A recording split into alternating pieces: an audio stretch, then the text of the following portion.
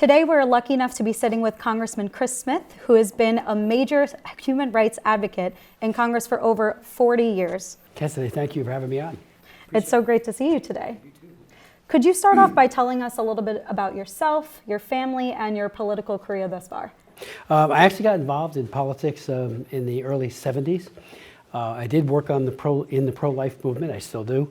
And I began to see that to really effectuate change, one avenue is in the political, whether it be at the state, county level, or the federal level.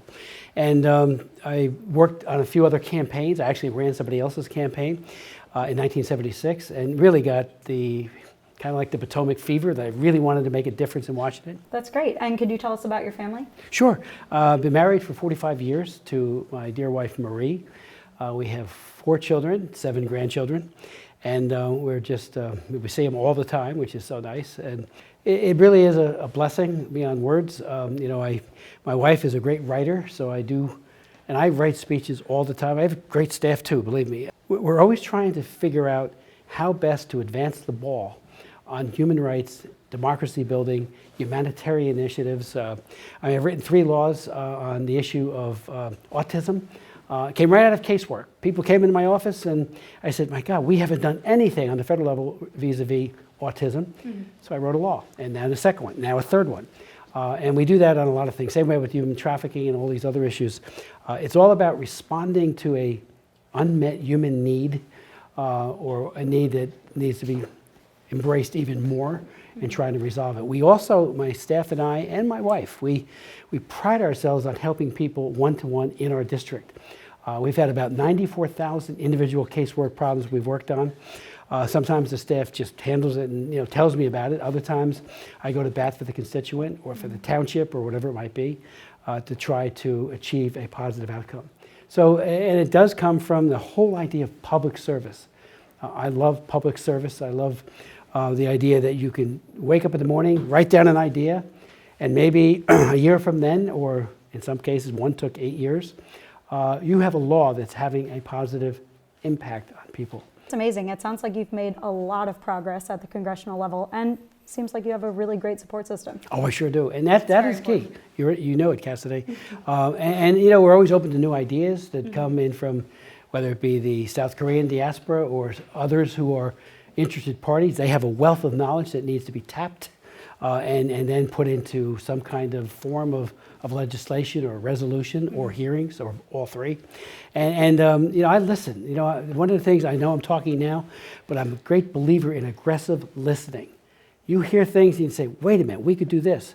Tell me more. And then you act on it. Which is so important when you're working for the people. Exactly. You want to hear from them and work on that actively. In addition to serving as co-chair of the Tom Lantos Human Rights Commission, you're widely known as a member of Congress who staunchly championed for human rights, as we were just talking about. What are some of the reasons that compelled you to do this? Well, I got involved in politics first to defend unborn children. I do believe in the sanctity of human life, and quickly realized that there's a lot of others who are weak and vulnerable.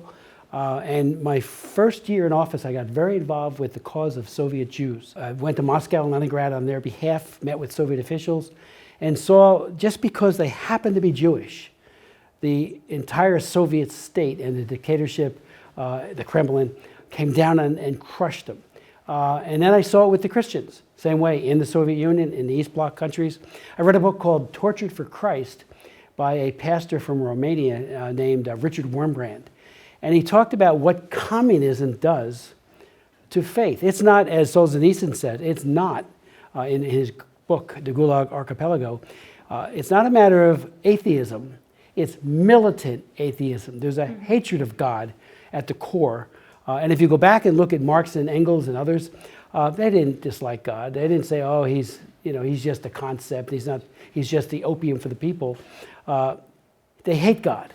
And they wrote statements along those lines, and certainly the Soviet state and Mao Zedong and Kim Jong-un and his have crushed or tried to crush faith. So I've been working on religious freedom issues ever since I got elected. It started with the Soviet Jews, but quickly expanded to all others. And I'm one of those who believes, and I'm not the only one, so many believe this as well, that religious freedom is for all people. If you're a Muslim, if you're a Falun Gong practitioner, if you're a Christian, if you're a Buddhist in Tibet, wherever it might be, governments are instituted to protect human rights and the freedom to believe as you would like to about God. It's enshrined in our own Constitution, in the Bill of Rights, and it's actually enshrined in UN documents, but unfortunately very seldom implemented, particularly in dictatorships. It's a really unfortunate circumstance, but it's great to have people like you who are actively making that change and helping people to, believe freely in what they believe and other human rights issues as well.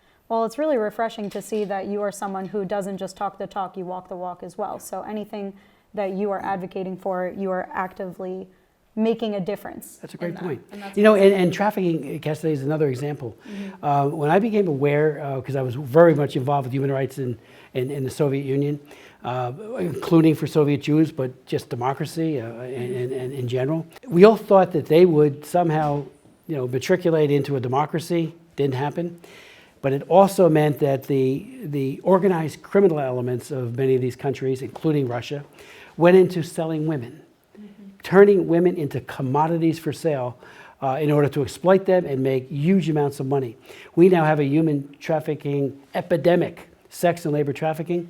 So I've written 5 laws. The first one was the landmark Historic Trafficking Victims Protection Act. I am the prime sponsor of it, pushed it hard over the course of 3 years, finally got it over the goal line. And that is our entire domestic and international foundation for all human trafficking work.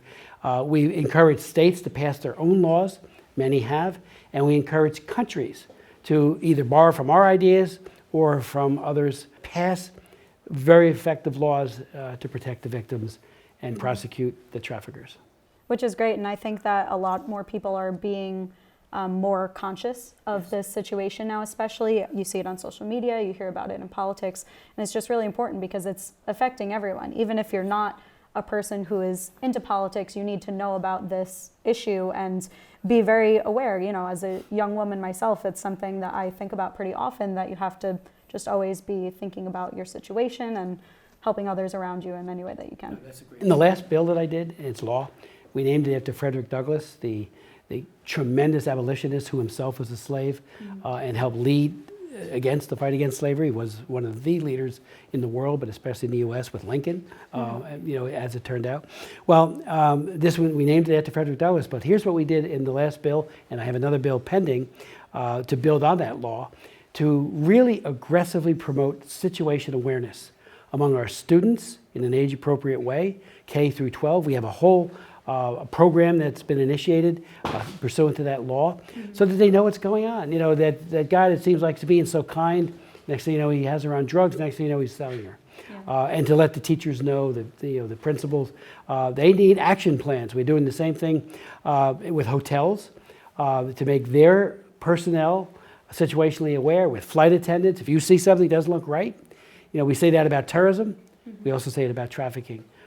Let the responsible party know, like law enforcement, and then let them take it from there to interdict a trafficking as it's taking place. But prevention, which is one of the 3 Ps, prosecution, protection, and prevention, needs to be emphasized far much more than it has been. And awareness is key, so it's great that you are making it well known. So we understand that you co-sponsored the House Resolution 121 in 2007, which addresses the comfort women. So this is an issue that segues into exactly what we were just speaking about. Despite the strong lobbying efforts of Japan and many members of Congress who avoided taking a position due to their concerns about the relations between the U.S. and Japan, what are some reasons that drove your decision to support this at its early stages? Something on the order of 200,000 women were cruelly and exploited, and without any mercy, they were turned into trafficking victims by the Japanese army. Many were from Korea, but they were from other places in Asia as well. And that blight needs that abuse not only needs to be called out, but Japan really had to be then, especially, far more forthcoming in doing a mea culpa and even offering to provide recompense compensation to the families or even to some of the women who back then might have still been surviving. Their obstructionist, obtuseness about it. I was lobbied too by the Japanese government, and a lot of the interviews that I did, there weren't interviews in New Jersey done on that by the media, it was by the Japanese press. And I took that as an opportunity to say, come clean. You know, every country has a sordid past, perhaps that they need to recognize, but this is in, I won't say a league of its own, but it's so horrific that you need to be in front of it saying how sorry you are. You know, when the Holocaust occurred against Jews in Nazi Germany, Konrad Adenauer, when he came into power in Germany, you know, he was very apologetic. The Bundestag, on many occasions in the German parliament, has been extraordinarily apologetic because it's a genocide the likes of which before that, except for maybe the Armenians to a lesser extent, we've never seen. Systematically destroying a people. You know, the Genocide Convention says in whole or in part. That was in whole. They wanted the entire Jewish people. And the Japanese did this kind of abuse. They needed to be. So it's the merits that we need to speak to, not whether or not a government is going to be offended by calling them out. And, you know, we need to be tough on this stuff. You know, my motto is stand with the victim, not with the victimizer. Stand with the oppressed, not with the oppressor. And Japan oppressed like few other countries ever. And they did it to the Chinese, the rape of Nanking, and all the experiments they did, almost like Joseph Mengele over in Nazi Germany. All of that needs to be profusely apologized for, one, so it never happens again, and to give some kind of sense to the survivors and the loved ones. At least it's recognized. You know, for years, the Armenian genocide wouldn't be recognized by the Turkish government, still isn't recognized. And America, out of fear of Turkey, would not recognize the Armenian genocide, almost for the exact same reason the Japanese would not accept their responsibility, which was gross, as to how they maltreated all of those women. And assuming responsibility is such a crucial part for change. It is. If you don't accept responsibility, there probably will not be change, but you also continue to exacerbate the ill will of loved ones who have suffered, you know, whose family members have suffered. In this case, you know, their moms or their, you know, a daughter or sister. I do believe in forgiveness, but without an honest appraisal, and again, for someone who has lost so much, forgiveness is probably beyond the realm. But Japan has a moral obligation that they were pushing hard back against. It was just a terrible plight on the Japanese government. Continuing along that same path, we've seen that you recently co-sponsored the Adoptee Citizenship Act of 2021. What drove to your interest in this issue and led to your support for the bill? Well, again, I was made aware of it by activists again. I'm very strongly in favor of intercountry adoption. You know, I've spoken on it many, many times. I think the UN Convention is a good tool. We have very strong intercountry adoption policies that are administered by the State Department, their Office on Children's Issues. But this law, 20 years ago, had a big gaping loophole that left out a large number of people based on, you know, the date of effectuating. So a lot of people who, you know, were older and were adopted by American parents all of a sudden found that their child was not, as they should have been, deemed legally to be an American citizen. So this new bill that's awaiting action would end that discriminatory policy that left them behind. And I'm a co-sponsor. I'm not the prime sponsor of that one. Congressman Smith is. And I think we need to find a way, if it can't be passed as a freestanding bill, to attach it to a must-pass omnibus bill, because a day late and very long in coming, no more delay. It just needs to be done.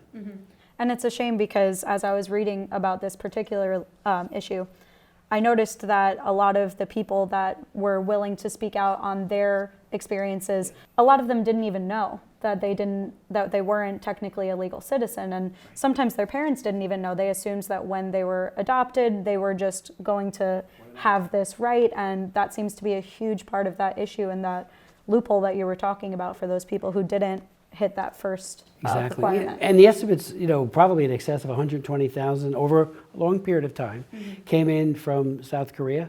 those individuals, they deserve, those kids, now adults in many cases, they're Americans. And proud of their Korean American heritage, as they should be, but they are American citizens, and with all the important parts that goes along with that.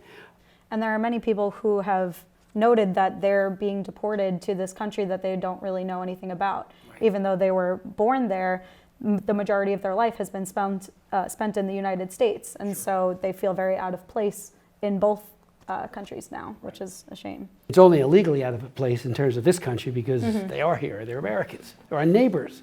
We should care more for them and make sure that the effective legislative action is accomplished. So you do have a lot on your plate, especially with all of these bills and issues that you've been, working for. With the upcoming election in November, in addition to the array of threats to these human rights policies around the world, is there anything specific you hope to achieve this year? We're trying to reauthorize the Frederick Douglass trafficking bill with a lot of expansions, more money for that effort, $1.6 billion, which is real money to fight this horrific crime. I have an initiative going on Lyme disease. Again, I've been working on that since 1992, and Lyme disease is devastating for our area and for increasingly people that don't even live in the New Jersey and New York area or Connecticut. And I have a number of bills dealing with human rights overseas that we're trying to get passed, and a lot of domestic issues as well that we're trying. Congress is not passing as much into law because it is campaign season, which is unfortunate. So we're going to do our level best to keep striving. And of course, as someone who's been doing this for 40 plus years at this point, you do have that background, and hopefully you'll make some headway with those achievements. We are trying. If I also could bring up, I founded the Autism Caucus and the Alzheimer's Caucus and a number of other, 12 of them in all, and I've done legislation on all of them. I do believe we're really getting closer to a disease-modifying change in the area of Alzheimer's. For a long time, we were trying to double the amount of money going to NIH. I even had a bill in called the Ronald Reagan Breakthrough Act. I couldn't get it passed. But we finally got a law, and I was one of the chief co-sponsors of it. There were 4 of us, that created a national strategy. And the idea was by 2025 to have a disease-modifying or cure for Alzheimer's. Because if we don't, the numbers will just go up so as the population ages. And anyone who has had a family member suffer from Alzheimer's knows it is, and early onset is also a problem. It is a heartbreaking, unbelievably agonizing disease that could take years as they lose their memory. So there's now some breakthroughs. There's a new therapeutic that's showing great promise, and it has everything, in my opinion, to do with having enough resources doing the kind of research that will lead to a modifier or a cure. And having a deadline like 2025, just sharpens the mind. It's like, oh, well, we get around to it. No, we need, because it is growing. There's 5 to 6 million people who have Alzheimer's today. I do, as I say, chair the caucus in Congress, and we just keep pushing for more. We've seen a quadrupling of the amount of research monies going in the last 6 years alone. So, it's bipartisan, which is good. It's good to have that. But I think for all of us and our loved ones who are maybe senior citizens, we need to be way ahead of that one. Yes, definitely, and hopefully we see some development with that. Exactly. Finally, would you just share a few words with the Korean American community in both New York and New Jersey?